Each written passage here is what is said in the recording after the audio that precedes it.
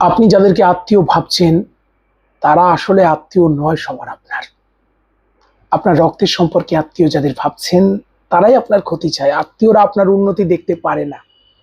শুধু কথার কথা নয়, আজকে আমি পয়েন্ট বাই পয়েন্ট বুঝিয়ে দেব আত্মীয়রা কেন আপনার উন্নতি দেখতে পারে না, তাদের মনের মধ্যে কি চলে যার জন্য আপনার উন্নতি দেখলে হিংসা করে। আজকে আসুন 5টা পয়েন্ট আমি কথা বলবো, খুব সংক্ষিপ্ত ভিডিও, প্রত্যেকে শেষ পর্যন্ত সঙ্গে থাকুন। প্রথম বলি, তুলনা। কিরকম? আপনি যখনই জীবনে এগোচ্ছেন আপনার সঙ্গে সে নিজেকে তুলনা করছে আর দেখছে সে ব্যর্থ, আপনি এগিয়ে যাচ্ছেন। ধরুন আপনার মেয়ে একটি চাকরি পেয়েছে, আপনি সেটি গর্ব করে বলছেন আমার মেয়ে না চাকরিটা পেয়েছে, ফোন করে খবর দিলেন।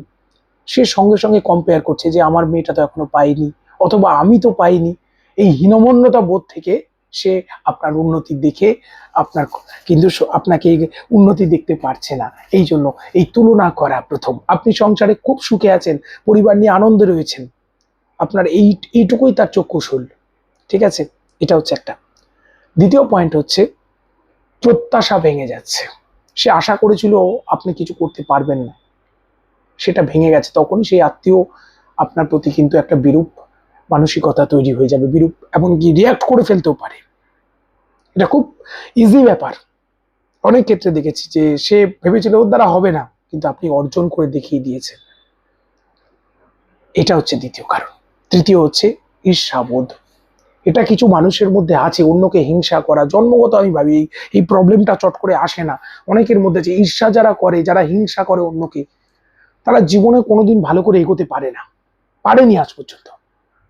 তারা এই পিছিয়েই থাকবে। আপনার কাজ হচ্ছে এগুলোকে পাত্তা না দেবো। আমি লাস্টে বলবো যে আমাদের কি করা উচিত।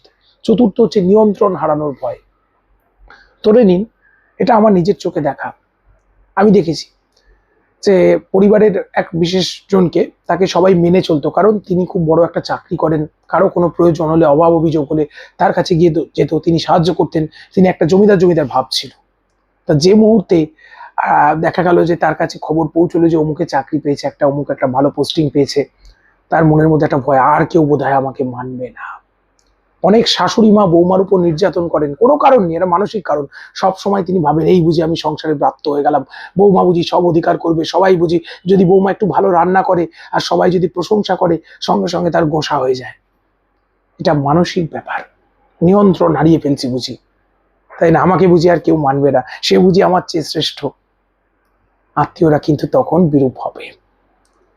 আর পঞ্চম বলবো, মানসিক সংকীর্ণতা, মন ছোট।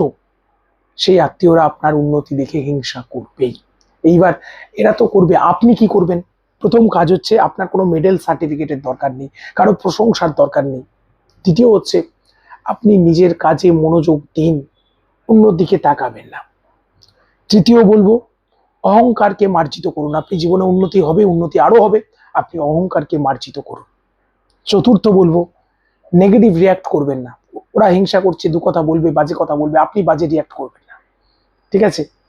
আর পঞ্চম বলবো যে সবাইকে মূল্য দিন, তাহলেই হবে।